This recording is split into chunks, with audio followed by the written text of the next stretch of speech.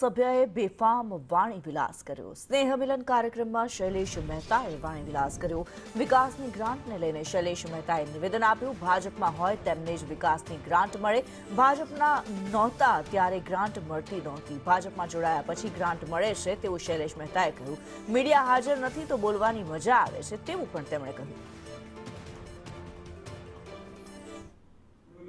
પ્રમુખ સાહેબે કીધું અહીંયા 15-17 કરોડ રૂપિયાની ગ્રાન્ટ આવી છે સાહેબ, જ્યારથી ભાજપમાં આવ્યા ત્યારથી જ એમને ગ્રાન્ટ મળે, સ્વાભાવિક છે ને। આપણી વિરોધ હોય તો ગ્રાન્ટ કઈને મળે આપીએ ભાઈ, અહીંયા તો મીડિયા નથી આજે એટલે જરા બોલવાની થોડીક મજા આવે। પ્રમુખ સાહેબે કીધું અહીંયા 15-17 કરોડ રૂપિયાની ગ્રાન્ટ આવી છે સાહેબ, જ્યારથી ભાજપમાં આવ્યા ત્યારથી જ એમને ગ્રાન્ટ મળે, સ્વાભાવિક છે ને।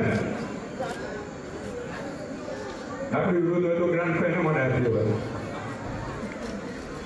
અહીંયા તો મીડિયા નથી આજે એટલે જરા બોલવાની થોડીક મજા આવે।